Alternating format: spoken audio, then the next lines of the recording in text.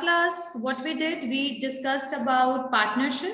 ठीक है, in brief we discussed I guess, and we completed STI policy we already completed, right?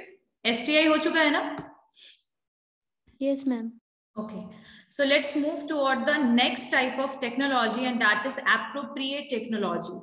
What does it mean? Let me tell you first. Minute, just wait for a sec. Okay, so what is the meaning of appropriate technology? Appropriate technology उस type की technology है जिसका utilisation का reason है कि हम अपने life में कुछ एडिशन करें चीजों का. जैसे एग्जाम्पल के लिए अगर मैं प्रॉब्लम के बारे में बताऊं तो मुझे एक जगह से दूसरे जगह ट्रैवल करना है, ठीक है, और उसके लिए I need a vehicle. So innovation, or we can say invention of the bike, that is the example of the appropriate technology. Basically it is for the economic development and making our life easy and adding something in our life. So that is appropriate technology. ठीक है, and it is not necessary that appropriate technology is only utilized in the developing countries, but it is also utilized in the developed countries. And इसका start कैसे हुआ appropriate technology का developed country में? सो developed country में जब energy crisis आया 1970 में, then they realize that we can not dependent on the electricity. तो हम लोग देख सकते हैं कि सोलर पावर के थ्रू भी इलेक्ट्रिसिटी जनरेट हो रहा है, हाइड्रो पावर के थ्रू भी इलेक्ट्रिसिटी जनरेट हो रहा है. सो टेक्नोलॉजी जो इस टाइप की होंगी जो आपके डेली लाइफ में जिसका यूटिलाइजेशन हो, वैसे टेक्नोलॉजी को हम बेसिकली एप्रोप्रिएट टेक्नोलॉजी कहते हैं, जो हमारे डे टू डे की एक्टिविटीज में इंक्लूडेड हो और जो हमारे लाइफ में एडिशन लेकर आए, साथ साथ में that is basically important for the economic development. And it doesn't mean कि it is only in the developing countries, but it is also this type of technology is also utilize in the developed country. ठीक है, and जैसे कि आपको कह सकते हैं water pump जो हो गया, that is a part of appropriate technology. Solar power हो गया, एटीएम हो गया, ठीक है, ऑटोमेटिक टेलर मशीन्स हो गए जिसके थ्रू हम पैसा निकालते हैं. These all things comes under the appropriate technology जिसका यूटिलाइजेशन हमारे डे टू डे लाइफ में होता है. आगे बात समझ में, what is the meaning of appropriate technology? Clear हो गया सबको? So appropriate technology, it is not only the technology, but it is a kind of movement that is started from so many developed country. ठीक है, so technological application को develop करना, small scale बोल सकते हैं industries को promote करना, और ऐसा टेक्नोलॉजी लेकर आना जो अफोर्डेबल है बाय द लोकल्स और अफोर्डेबल बाय द पीपल.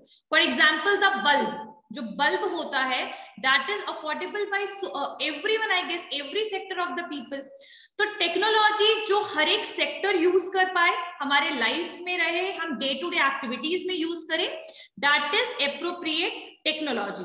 ठीक है, लेकिन एप्रोप्रिएट टेक्नोलॉजी जो है उसको हम कह नहीं सकते कि दैट इज एडवांस्ड. ठीक है, जरूरी नहीं है. हम एप्रोप्रिएट टेक्नोलॉजी की जो स्टोरी जानते हैं that is from the 1960s 1950s.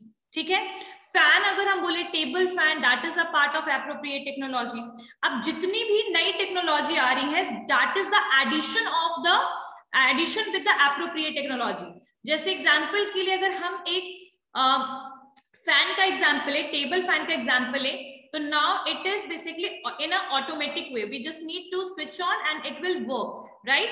And यहाँ पर दैट कैन रिमूव, बोल सकते हैं that can revolve without, you don't need to do anything, but it will revolve. There are multiple facilities that we are able to get through that particular fan.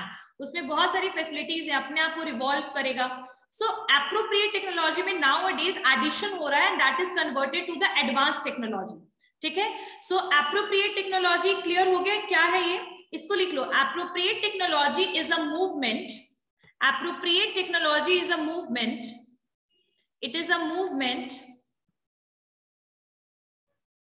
कैसे पढ़ाऊं बताओ तुम लोगों को? एक एक करके इतना बच्चे आते हैं कि आधा टाइम ध्यान चला जाता है देखने में कि कौन कौन बच्चे आ गए. लिखिए, appropriate technology, it is a movement encompassing technological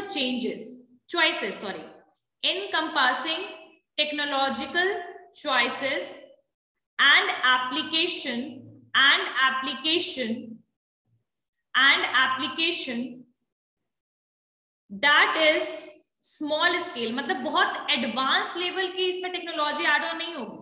छोटे मोटे टेक्नोलॉजी, बल्ब इन्वेंट करना, टेबल इन्वेंट करना, छोटा motor pump, irrigation pump invent करना, बाइक इन्वेंट करना, साइकिल इन्वेंट करना, all these things comes under the appropriate technology. ठीक है. Encompassing technological choice and application that is a small scale, affordable by locals, labor intensive. मतलब पहले अगर मैं बात करूं, पहले के भी अगर मोटर पंप ले लेते हैं एग्जाम्पल के लिए, जो इरिगेशन के लिए यूज होता है, तो उसको बहुत तेज से पहले प्रेस करना पड़ता था, पहले स्विच ऑन, उसके बाद उसको बहुत तेज से मैनुअली चलाना पड़ता था मोटर पंप को, तब जाकर के वो फिर चलता था. जनरेटर एग्जांपल में ले लो, अभी क्या है, स्विच ऑन करिए, जनरेटर ऑन है आपका, पहले उसको आपको मैनुअली क्या करना पड़ता था, उसको रिवॉल्व करना पड़ता था, तब जाकर वो चलता था. तो जो एप्रोप्रिएट टेक्नोलॉजी है, that is not talking about the advance technology, but there is some invention that was basically introduced in the बोल सकते हैं 1960s और 70s के अराउंड, ये सारी चीजें जो आई थी. ठीक है. 2000 तक आई है, लेकिन स्टार्टिंग वहीं से हुआ था. लेबर इंटेंसिव होगा ये, एनर्जी इफिशिएंट, जिससे एनर्जी बचे, एनर्जी इफिशिएंट, एनवायरमेंटली साउंड, मतलब जो एनवायरमेंट के लिए नुकसानदायक नहीं हो. ठीक है. Environmentally sound. ठीक है. So this is known as, आपका इसको क्या बोलेंगे, appropriate technology. So appropriate technology is that kind of technology which was basically introduced in all over the world, and this type of technology को, मतलब this type of technology required so many, बोल सकते हैं कि human resources to operate, but it can be invent via small scale industries, as well as it is doing addition in the life of the people. ठीक है. but nowadays the advanced technology is added with the appropriate technology and it is introduced in market. मतलब जो भी पुरानी चीजें हैं, कहीं ना कहीं वही सारी चीजें चल रही है, बस बेटर वर्जन चल रहा है हमारे कंट्री में. सही बात है या नहीं? ट्रू और नॉट? सही बात है. ट्रू मैम, है ना? सो चलिए, आज भी you are able to see the tap, और आज से 50 साल पहले भी there were tap. So the tap was invented, no doubt, but nowadays we are able to see that we just need to put our hand and the sensor is able to recognize that there is hand and it is basically providing us water. So there is tap, but the way they are providing water, that is now different. We can say that it is a advanced technology. So what is the meaning of appropriate technology? सबको clear हो गया? appropriate technology का मतलब सबको clear हो गया? So basically appropriate technology, why it was introduced? मतलब appropriate technology को लाने की जरूरत क्या थी? To solving so many issues and problems in the society. ठीक है. मतलब बहुत सारे issues related थे, जैसे मान लीजिए फार्मर है, अब उसको पूरे के पूरे फील्ड में वाटर अपने हैंड पंप या ये सॉरी पाइप से या उसको हैंड पंप यूज करना पड़ता था. ठीक है. पानी के लिए. अब इससे क्या होता था, बहुत ज्यादा टाइम लगता था. फिर एक पर्सन के लिए it is very much impossible to do such kind of work on daily basis, तो टायर्डनेस बहुत ज्यादा था. तो this is something which is making people lethargic, मतलब बोल सकते हैं ना कि टायर्डनेस वगैरह, आपका इफिशियंसी डिक्रीज हो रहा है, because you can not able to do the other works. So this is a kind of problem, and for solving this problem, what happened, that the water pump is introduced, right? So for irrigation now the problem is solved, and that irrigation pump is helping you for irrigation. मतलब water pump is helping you for irrigation. You don't need to do everything manually, but यहाँ ये भी नहीं कहा गया है कि 100% आपका मैनुअल यूटिलाइजेशन और बोल सकते हैं कि आपके ह्यूमन रिसोर्स की रिक्वायरमेंट नहीं होगी, वहां पर भी होगी. आज भी फैन ऑन करने के लिए स्विच ऑन करना पड़ता है ना, करना पड़ता है कि नहीं? तो इन शॉर्ट वही चीज है कि 100% यहाँ पर ह्यूमन रिसोर्स को हटाने की बात नहीं हो रही है, लेकिन जो आपका 100% एफर्ट लगाने की चीज थी, वहां पर 20% वो डिक्रीज होकर हो गई, ठीक है। So appropriate technology is basically introduced for solving so many issues that were in the society, the small issues, but that issues are creating that the people are not able to utilize their potential, they are not able to use their time, ठीक है। for traveling, for example, if you are standing on the bus stand at 12 p.m. 12 a.m. just imagine 12 बजे रात में आप खड़े हो and because you don't have your personal vehicle or there is no vehicle, तो कैसे जाओगे एक जगह से दूसरी जगह? तो यू रिक्वायर्ड ना, कम से कम आपका अपना personal vehicle, you required car, you required cycle at least, ठीक है। So for travelling purpose the transportation, जो भी टेक्नोलॉजी, जो भी आपका ट्रांसपोर्ट की चीजें थी, उनको इंट्रोड्यूस किया गया। तो एप्रोप्रिएट टेक्नोलॉजी यही है, the application which is basically helpful for the people and resolving the issues of the normal life, ठीक है। and that can be even produced through the small sector, मतलब छोटे मोटे small sector भी appropriate technology में involved थे। जैसे छोटे से इंडस्ट्री में बल्ब मैन्युफैक्चर हो रहा है तो that is small scale industries, car manufacture अगर हो रहा है तो that is a large industry. Clear हो गई बात, समझ में आया? यानी छोटे से लेके बड़े इंडस्ट्रीज तक इसमें इन्वॉल्व थे एप्रोप्रिएट टेक्नोलॉजी को बेसिकली प्रोवाइड करने में। आगे बात समझ में?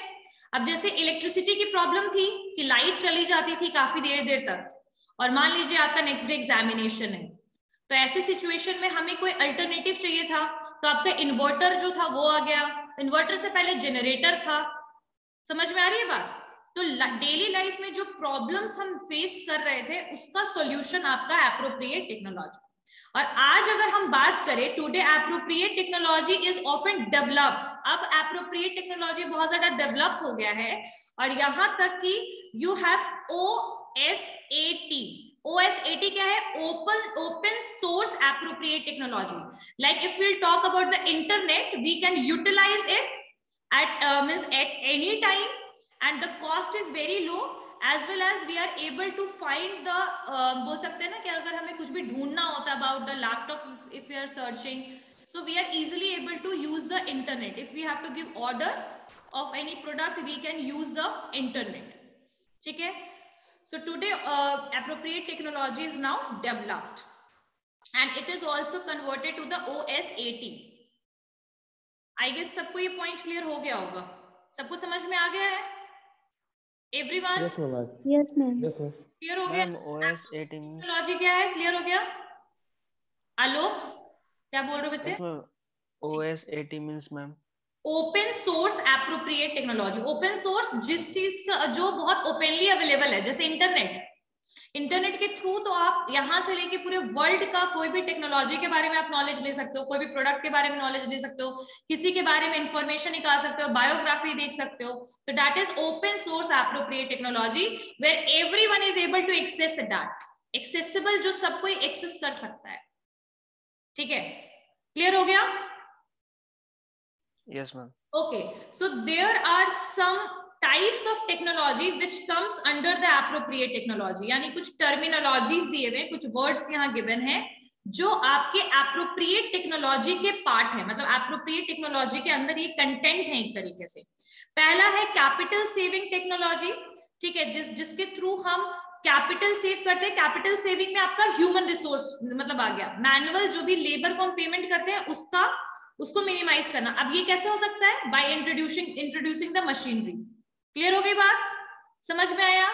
Capital saving technology, introduction of machineries, ठीक है। यहां पर कैपिटल सेव कैसे होगा? Human resource wages will be reduce. Second, labour intensive technology in which we required, यहां पर हम क्या कह सकते हैं? Generator, we can take the example of that because it required labours, ठीक है। Alternate technology, self help technology related with applications. अभी की बात करें तो विलेज लेवल टेक्नोलॉजी, आपका e Chaupal, electronic Chaupal, through which the farmers are able to get the information about the weather, they are able to basically place the order for purchasing the product, ठीक है। सो village level technology में किसान card भी आपका आ जाएगा। उसके बाद community technology which is related with the बोल सकते हैं जैसे आपका मैट्रिमोनियल साइट्स वगैरह हो गया, that is the we can say that is the community technology. Progressive technology, peoples technology जो लोगों से रिलेटेड होगा, लाइट इंजीनियरिंग टेक्नोलॉजी, और उसके बाद है यहाँ पर adaptive light capital and soft technology. Soft technology का मतलब यहाँ पर है सॉफ्टवेयर डेवलपमेंट, ठीक है। So nowadays these all are the part of the appropriate technology. Clear हो गई बात, सबको समझ में आया? तो ये जितने भी टर्मिनोलॉजीज हैं, देखो इसको दूसरे कंट्रीज वगैरह से जो अडॉप्ट करते हैं टेक्नोलॉजी, लाइट कैपिटल, कैपिटल से रिलेटेड टेक्नोलॉजी जैसे कि आपका शेयर मार्केट वगैरह। इंजीनियरिंग टेक्नोलॉजी रिलेटेड विद वही एप्स वगैरह हो सकता है। पीपल टेक्नोलॉजी जैसे कि आप रेस्टोरेंट्स में देख सकते हो, the technology is there, like they are taking orders via using the screen. So these are the types of technology which is basically mentioned under, or they are types under the appropriate technology. So now there is a special, जो यहाँ पर इन सब technology से जो सबसे important technology, that is information and communication technology. अच्छा, information and communication technology की अगर हम बात करें, so it is also the part of the appropriate technology. But here they are talking in your book, the everything is mentioned according to the rural market, ठीक है। So rural areas में information communication technology का क्या impact पड़ा है, that there is a ग्रामीण phone, ठीक है, which is fused with the mobile telephony with ग्रामीण बैंक माइक्रो फाइनेंस। आप लोगों ने जब रूरल मार्केट अगर आपने पढ़ा होगा तो आप लोगों को याद होगा कि जो माइक्रो फाइनेंस का जो सिस्टम है ये इंडिया में डिराइव किया गया है बांग्लादेश से, ठीक है। सो बांग्लादेशी विलेजर्स किस तरीके से कम्युनिकेशन को यूटिलाइज करते थे, बाय यूटिलाइजिंग द ग्रामीण फोन। अगर हम इंडिया की बात करें तो मैंने ई चौपाल का एग्जांपल आपको दिया था। जो ई चौपाल है, इलेक्ट्रॉनिक चौपाल है, इसमें क्या है ना कि आपको हर एक तरीके का इंफॉर्मेशन वेदर से रिलेटेड, प्रोडक्ट से रिलेटेड, मार्केट से रिलेटेड फार्मर्स को कन्वे किया जाता है, तो that is a part of the communication. उसके अलावा we can talk about the satellite. Satellite के थ्रू हम लोग क्या कर रहे हैं, कम्युनिकेशन चल रहा है। आप मोबाइल फोन ले लो, टेलीविजन ले लो, that is working according to the, मतलब बिकॉज ऑफ द सैटेलाइट, ठीक है। उसके अलावा रूरल इलेक्ट्रिकल ग्रिड, मतलब जो इलेक्ट्रिकल ग्रिड्स हैं जो आपके रूरल एरियाज में इलेक्ट्रिसिटी प्रोवाइड होते हैं वो। उसके अलावा सैटेलाइट बेस्ड टेलीफोन सिस्टम हो गया, सैटेलाइट इंटरनेट एक्सेस हो गया, उसके अलावा आपका ई चौपाल हो गया, उसके बाद आपका मोबाइल टेलीफोनी हो गया। तो all these are the part of the information and communication technology. अब इंफॉर्मेशन एंड कम्युनिकेशन टेक्नोलॉजी की वजह से we are able to get various information, we are able to watch news, we are able to basically place orders. ये सब चीज आपका information and communication technology में आ जाएगा, आईसीटी में। टेक्नोलॉजी की बात करें तो यहाँ पर क्या क्या चीज हो सकती है, सर्वर्स, नेटवर्क्स, स्टोरेज, ठीक है। So these are the part of the information and, आपका सर्वर आ जाएगा, आपका इंटरनेट आ जाएगा, आपका सैटेलाइट आ जाएगा, आपके पहले डीवीडीज जो होते थे वो आ जाएंगे, आपके सीडी होता है वो हो जाएगा। तो ये सारे के सारे आपके इंफॉर्मेशन एंड टेक्नोलॉजी का पार्ट है, ठीक है। उसके अलावा आपका इसमें कुछ सॉफ्टवेयर्स हो सकते हैं, ठीक है। ये सारी चीजें आपके आईटी का पार्ट होगा, information and technology, information and technology. अब इसका यूटिलाइजेशन रूरल एरियाज में क्या है वो तो थोड़ा बहुत पता चल गया है, लेकिन इसका यूटिलाइजेशन ऑल ओवर वर्ल्ड में ही है। Internet is a major one of the part of the information and technology, जहां पर इंफॉर्मेशन को ट्रांसफर किया जा रहा है, कम्युनिकेशन हो रहा है आपके टेक्नोलॉजी को यूज करते हुए। जैसे कि आपका सैटेलाइट मैंने बता ही दिया, satellite, softwares, internet, Google is a part of internet. In short Google, जो सर्च ऑप्टिमाइजेशन डिवाइसेस होते हैं वो सारे, ये सारे आपके इंफॉर्मेशन एंड इंफॉर्मेशन टेक्नोलॉजी में आ जाएगा। Information technology and communication, information and communication technology. Clear हो गई बात, समझ में आया? जिसके थ्रू लोगों से कम्युनिकेट किया जा रहा है आपके टेक्नोलॉजी को यूज करते हुए, जिसके थ्रू आप लोगों से कम्युनिकेट कर रहे हो। तो इसमें आपके इलेक्ट्रॉनिक डिवाइसेस भी आ जाएंगे, हार्डवेयर भी आ जाएगा, सॉफ्टवेयर भी आ जाएगा, CD, DVD, mobile phone, television, satellite, internet, all these are the part of the information and communication technologies. Clear हो गई बात, समझ में आ गया? Yes ma'am. Yes ma'am. ठीक है, ओके। नेक्स्ट वन इज, अब इसमें एप्लीकेशंस भी आ जाएगा, ऐप भी आ जाएगा, ऐप, ठीक है। चलिए अब नेक्स्ट में हम सबसे इंपॉर्टेंट हमने क्या पढ़ा है, STI policy 2013. What is the features? What is the objective we completed? What is appropriate technology? What is the role of information and technology? The question can be raised. So STI policy completed, type of technology, appropriate technology is completed. ठीक है, information and technology का role क्या है, and what are the types और what are the devices, hardware and software both are included in information and communication technology. ठीक है, so mobile phone is also the part of that. Internet, laptop, television, satellite, all these are the part of information and communication technology. E-commerce, various channels, DVDs, CDs. चलिए अब next जो हम बढ़ते हैं आगे, that is कि partners कितने type के होते हैं. टाइप्स ऑफ पार्टनरशिप भी कंप्लीटेड. टाइप्स ऑफ पार्टनर्स जो है वो करवाती हूं मैं एक बार. चलिए, LLP समझ में आ गया, limited liability partnership, particular partnership, partnership at will. General partnership के एक तरीके से ये दोनों पार्ट हैं, पर्टिकुलर पार्टनरशिप और partnership at will. These are the part of kind of general partnership. General partnership, liability unlimited, number of partners, ठीक है, consent, decision making, सब कुछ जनरल जो मैंने बताया पार्टनरशिप में वही सारी चीजें होंगी. पार्टनरशिप एट विल, जिसका कोई डेट डिस्क्राइब स्पेसिफाइड नहीं होता है, partnership at will. Particular partnership which is the temporary partnership for the limited time period. ठीक है, but it is not 100% sure that project is completed with in that specified time. हो सकता है कि project 2 साल में खत्म करना था, 2 साल में खत्म नहीं हुआ, तो यू कैन ऑल्सो बेसिकली इसको आप एक्सटेंड भी कर सकते हो इस पार्टनरशिप को. Clear? Limited liability partnership that is not working according to the partnership act 1932. 1932 के पार्टनरशिप के हिसाब से इसको नहीं चलाया जाता है. It is working according to LLP act 2008. ठीक है, LLP act 2008, limited liability partnership comes under the LLP act 2008, ना कि पार्टनरशिप एक्ट. पार्टनरशिप एक्ट में ये नहीं आता है, याद रखिएगा. Limited liability partnership, limited liability partnership is not comes under the partnership act 1932. Okay, अब अगर हम रजिस्ट्रेशन के बेसिस पे देखें, खैर मैंने ये टॉपिक करवाया नहीं है, तो करना है आप लोगों को, नहीं करना है, बस इतना ही तो अगर ऐसे क्वेश्चन आएगा कि on the basis of registration there is a partnership, what are the types of partnership on the basis of registration, तो लिखना registered partnership, non registered partnership. Registered partnership जो according to partnership act registrar के through registered रहता है, that is registered partnership. Non registered जो registered नहीं रहेगा. हाँ, लेकिन क्वेश्चन जो है कभी ये भी पूछा जा सकता है कि क्या नॉन रजिस्टर्ड पार्टनरशिप में पार्टनरशिप डीड हो सकता है, तो यस, नॉन रजिस्टर्ड पार्टनरशिप में भी पार्टनरशिप डीड हो सकता है. और रजिस्टर्ड पार्टनरशिप में तो 100% पार्टनरशिप डीड रहेगा, क्योंकि उसका जो पेपर, उसका जो वो डॉक्यूमेंट जो है वो रजिस्ट्रेशन के टाइम पे आपको सबमिट करना पड़ता है रजिस्ट्रार के पास. तो आपके पार्टनरशिप डीड की रिक्वायरमेंट दोनों में है.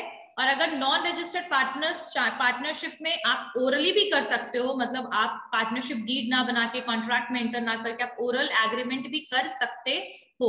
लेकिन रजिस्टर्ड पार्टनरशिप में आपका पार्टनरशिप डीड की रिक्वायरमेंट पड़ेगी ही पड़ेगी, because it is one of the mandatory document required for the registration of the partnership. ठीक है, now types of partners. I am asking the question, active और वर्किंग पार्टनर कौन होते हैं? Raise your hand. एक्टिव और working partners, raise your hand. Yes Pratyay. Ma'am active और managing partner उसको बोलते हैं जो डे टू डे वर्किंग में हिस्सा लेते हैं. गुड. यस अंकु. मैम वही day to day active participate करते हैं जो बिजनेस में. सो एक्टिव और वर्किंग जो. Yes Anisha. Yes, ma'am. If active partner would like to leave the partnership firm, firstly they will have to give a public notice. It is mandatory. हाँ, जो working partners होंगे या जो active partners होंगे वो day to day operation को properly वो चलाते हैं, और मे बी वो बियर भी कर सकता है, अनलिमिटेड लाइबिलिटी भी पॉसिबल है. और इसके अलावा जो एक्टिव पार्टनर हैं उनका कंट्रीब्यूशन मतलब ऐसा रहेगा कि वो ऑल द टाइम एक्टिव रहेंगे, स्लीपिंग पार्टनर की तरह नहीं रहेंगे कि वो डेली वो ऑफिस आएंगे, ठीक है। और ऐसे सिचुएशन में जब वो रिटायरमेंट लेते हैं तो he must need to give the notice, public notice ऐसे पार्टनर्स को देना जरूरी है, क्योंकि यही कहीं ना कहीं पार्टनर जो है वो पार्टनरशिप फॉर्म को चला रहे होते हैं, ठीक है। So at the time of retirement they need or they provide to give, they need to give public notice, ठीक है। और अगर any action taken by the active partner in the ordinary course of business is binding on the firm and partners, और जो कोई भी action अगर वो लेंगे जो एक्टिव पार्टनर है तो वो कहीं ना कहीं फर्म को और बिजनेस को बाइंड कर देते हैं। और अगर चाहें तो एक्टिव पार्टनर्स जो हैं वो रेम्यूनरेशन भी विड्रॉ या ले सकते हैं फर्म से। आगे बात समझ में? बिकॉज वो डे टू डे एक एम्प्लॉय की तरह वर्क कर रहा है, तो they if they want they can also withdraw take the remuneration, and that remuneration is already, the information about that remuneration is already provided in the partnership deed. Clear हो गया सबको? Yes, ma'am. Everyone? Yes, ma'am. Yes, ma'am. Next one is dormant or sleeping partners. Dormant or sleeping partners. Dormant और sleeping partners दोनों के दोनों same है, dormant and sleeping, active and working, ठीक है। कंफ्यूजन मत रखना एग्जामिनेशन। आप बोल सकते हो ना कि एनवायरमेंट एक तरीके से जो डैमेज था ना वो रिपेयर हो गया कहीं ना कहीं, तो इसी वजह से दिस इज हैपनिंग। चलो, डॉर्मेंट और स्लीपिंग पार्टनर्स, ये जो पार्टनर्स होते हैं they are not interested in the daily operation और डेली मैनेजमेंट, ठीक है। कोई भी फंक्शन में इनका कोई भी लेना देना नहीं होता है, they are not thinking about functions, management, day to day operation. But yes, if the major decision is required to taken by the firm, कोई मेजर डिसीजन अगर फर्म के द्वारा लेना है तो ऐसे सिचुएशन में इसको इनका भी रहना वहां और इनका भी कंसेंट जरूरी होगा। मतलब बस डिफरेंस समझो तो डेली इनके जो एक्टिविटीज जो है ना, डेली जो आपके फॉर्म में एक्टिविटीज है उसमें सिर्फ ये पार्टिसिपेट नहीं करते हैं, बाकी जैसे नॉर्मल और जनरल पार्टनर्स होते हैं उन्हीं की तरह इनका सिचुएशन है, इनके भी लाइबिलिटी अनलिमिटेड होगी। मेजर फॉर्म डिसीजन में भी इनका रहना, कंसल्टेशन इनके साथ होना जरूरी है, मतलब स्लीपिंग पार्टनर के साथ भी कंसल्ट किया जाएगा। और ये जो होते हैं, the partnership of this partner में not be known to the outsider, but they invest the firm by contributing a chunk of capital to the firm. तो in short we can say that कि इनका मतलब कई लोगों को इनके बारे में इवन पता तक ज्यादा नहीं होता है, मतलब ऐसा नहीं कि बताना नहीं है, सीक्रेट पार्टनर वाला सिचुएशन नहीं है कि they will not disclose, but very less people may be know about this kind of partner. और ये जो पार्टनर्स होते हैं ये कैपिटल बहुत अच्छे से कंट्रीब्यूट करते हैं, मतलब कैपिटल कंट्रीब्यूट करके पार्टनरशिप फॉर्म में एंटर कर जाते हैं, but day to day function से इनका कोई भी, इनका डेली आना, ऑपरेशन जो भी चल रहा है, एक्टिविटीज चल रहा है उसको देखना, ऐसा कोई भी इनके लिए जरूरी नहीं है, ठीक है। और जो डॉर्मेंट पार्टनर है ना, एक्टिव पार्टनर के सिचुएशन में क्या था कि रिटायरमेंट के टाइम पे पब्लिक नोटिस देना जरूरी था, लेकिन यहां पर इनको पब्लिक नोटिस की रिक्वायरमेंट नहीं है, क्योंकि इनके जाने से एज सच बिजनेस के एक्टिविटीज और ऑपरेशन पे कोई इफेक्ट तो पड़ेगा नहीं, क्योंकि ये संभालते भी नहीं है, they are not managing event, so they don't need to give the public notice before retirement like the active partners. आगे बात समझ में सबको? Yes, ma'am. ठीक है। Yes, ma'am. हाँ, तो अच्छा एक और भी चीज, कुछ चीजें और भी याद रखिएगा कि ये आपके नॉर्मल पार्टनर्स की तरह, मतलब ये आपके एक्टिव पार्टनर्स की तरह ये रेम्यूनरेशन विड्रॉ नहीं कर सकते हैं, याद रखिएगा, they can not withdraw the remuneration like the active partner. So there are some difference between active and dormant partner in short, ठीक है। They can not withdraw the amount because they are not contributing in operations or they are not participating in that, ठीक है। और next one is nominal partner. अच्छा, who is going to tell me who is nominal partner? Yes, Pratyay. Ma'am, nominal partner उसको कहते हैं जिसका firm से कोई रिश्ता ही नहीं रहता है, मतलब जैसे प्रॉफिट शेयर या लॉस में उन लोगों का कोई हाथ नहीं रहता है। जैसे एग्जाम्पल में मैम किसी ब्रांड एम्बेसडर को ले सकते हैं, जैसे अमिताभ बच्चन, या किसी एक्टर या एक्ट्रेस के बारे में याद बताई थी कि उनको हम लोग ले सकते हैं, जो लोग सिर्फ ब्रांड एम्बेसडर है लेकिन उनका फर्म से कोई लेना देना नहीं है, या प्रॉफिट हो या loss. Good, next Mahi. Yes, ma'am. He is only lending his name to the partnership. He will not make any capital contribution to the. Very good. Good. Yes, Anisha. Yes, ma'am. This partner does not share any profit and losses in the firm because he does not contribute any capital to the firm. Very good. And ma'am, if third party is casualty, then nominal partner is also liable. So basically जैसे brand ambassador वाली जो बात बोला प्रत्यय ने, बहुत सही बोला कि ये जो लोग होते हैं, जो नॉमिनल पार्टनर्स होते हैं, ये बहुत रेप्यूटेटेड होते हैं, मतलब मार्केट में लोग इनको जानते हैं, सोसाइटी में इनको लोग रिकॉग्नाइज करते हैं, ठीक है, बहुत सारे लोग तो इंस्पिरेशन होते हैं सोसाइटी के लिए। तो नॉमिनल पार्टनर्स मैं आप या नॉर्मल पीपल, कॉमन पीपल नहीं होते हैं, बल्कि they are the renowned people, celebrities हो गए, फिर आपके कोई बोल सकते हैं कि कोई स्पोर्ट्स गेम से रिलेटेड प्लेयर्स हो गए, सो जिनके बारे में लोग जानते हैं, तो वो क्या करते हैं, वो कहीं ना कहीं एसोसिएट हो जाते हैं, जुड़ जाते हैं ऐसे पार्टनरशिप फर्म में। लेकिन एक्चुअल में पार्टनरशिप फर्म जैसे स्लीपिंग पार्टनर है ना, क्या एक्टिविटीज चल रहा है, क्या ऑपरेशन चल रहा है, कोई मैनेजमेंट, इन सब में उनको पार्टिसिपेट नहीं करना है, but they are basically giving their name to the partnership firm for making it more famous, ठीक है, उसको फेमस करने के लिए एक एडवर्टीजमेंट का तरीका है कि भाई ये जो सेलिब्रिटी है वो इस प्रोडक्ट को क्या कर रहे हैं, प्रमोट कर रहे हैं, इसीलिए इस तरीके के पार्टनर्स की रिक्वायरमेंट होती है। तो ये जो पार्टनर्स हैं, इनका कोई रियल इंटरेस्ट आपके बिजनेस के साथ जुड़ा नहीं होता है, आपकी वर्किंग के साथ इनका कुछ लेना देना नहीं है ही, और ना ही आपके प्रॉफिट पर इनका कोई राइट है। मतलब जैसे पार्टनरशिप फॉर्म में तो बाकी पार्टनर्स के बीच में प्रॉफिट शेयर होता है ना, लेकिन इनको आपके प्रॉफिट से भी कुछ लेना देना नहीं है।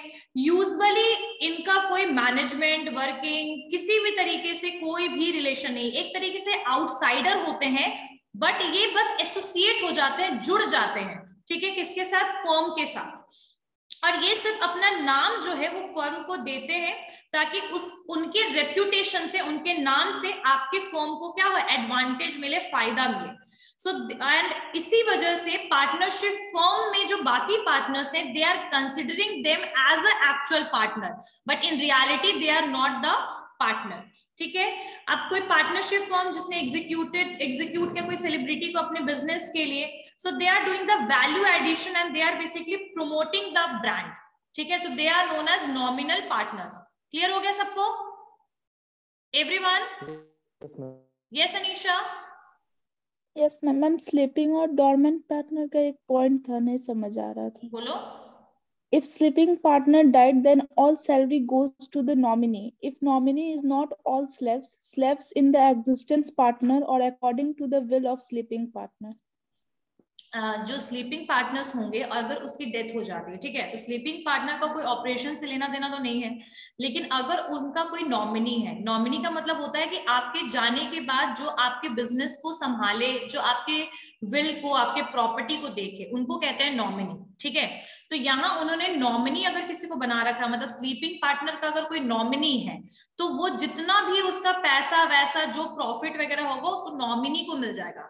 अब नॉमिनी या तो आउटसाइडर हो सकता है, यानी बाहर का कोई फ्रेंड, कोई नोन जिसको उन्होंने नॉमिनी बना दिया हो, या फिर कोई लीगल हियर हो सकता है, यानी उनका बेटा बेटी कोई भी हो सकता है जो उनके बिजनेस को मतलब क्या करेगा, उनके प्रॉफिट को लेगा। लेकिन याद रखिएगा कि जरूरी नहीं है कि the person, the nominee, if he or she is taking the profit, he or she will become partner of that firm. Partner तो वो तभी बनेगा जब बाकी पार्टनर्स का कंसेंट होगा उसको पार्टनर बनाने के लिए तब, लेकिन प्रॉफिट जो भी आ रहा होगा that will goes to the nominee if there is nominee. Nominee अगर होगा तो आगे बात समझ में क्लियर हो गया? Yes ma'am. मतलब वहां तक जैसे मान लीजिए एग्जाम्पल के लिए, अगर कोई जनवरी में किसी पर्सन की, मतलब 2020 जैन में अगर एक स्लीपिंग पार्टनर की डेथ हो गई, तो 2020 जनवरी तक में जितने भी अर्निंग होगा, जो भी प्रॉफिट होगा, वो सारा का सारा उसके नॉमिनी को दे दिया जाएगा, जो पर्सन डेथ होने के बाद उसके बिहाफ में काम करेगा, स्लीपिंग पार्टनर के बिहाफ में काम करेगा। ठीक है, मतलब काम करेगा इन शॉर्ट उसकी जगह पे जो होगा, लेकिन पार्टनर बन जाएगा ये श्योरिटी नहीं है, लेकिन सारे प्रॉफिट मिलेंगे। बट लेटर ऑन जब वो पार्टनरशिप फॉर्म चलता चलेगा, मतलब आगे बढ़ेगा, तो ऐसे सिचुएशन में जो भी प्रॉफिट होगा फिर वो नहीं मिलेगा पार्टनर को। ठीक है, मतलब नॉमिनी को नहीं मिलेगा वो, तो नॉमिनी सिर्फ एग्जिस्टिंग बेनिफिट और एग्जिस्टिंग प्रॉफिट के लिए होगा eight the time. Yes Anisha? Anisha clear हो गया बच्चे? यस मैम, एक लाइन थोड़ा और था इसमें, if nominee is not all slaves, slaves in the existence partner or according to the will of sleeping partner. If nominee is not there, then if nominee is not partner by estoppel or holding out. ठीक है, अब ये मुझे कौन बताएगा partner by estoppel or holding out? Who is going to tell me about it? Raise your hand. Raise your hand. चलिए, let me tell you. अगर कोई person, if a person expressly declares by his words or conduct hold out another that he is a partner, he would not be able to back out from it later. ठीक है, तो इसका मतलब जो holding out partner या partner by estoppel होंगे, ये अपने वर्ड से ऐसा डिक्लेयर करेंगे कि I am the partner of this business. मान लीजिए ए और बी जो एक पार्टनरशिप फर्म चला रहे हैं, अचानक से सी आया और सी ने बोला कि I am the partner of this particular firm, तो this is known as partner by estoppel. ठीक है, इफ अ पर्सन एक्सप्रेसली, मतलब अपने वर्बली अगर वो ये बात बोलता है, डिक्लेयर करता है कि वो जो है वो पार्टनर है फर्म का, ठीक है, उसने, तो वो इस बात से पीछे फिर नहीं हो सकता है। He would not able to back out from it letter.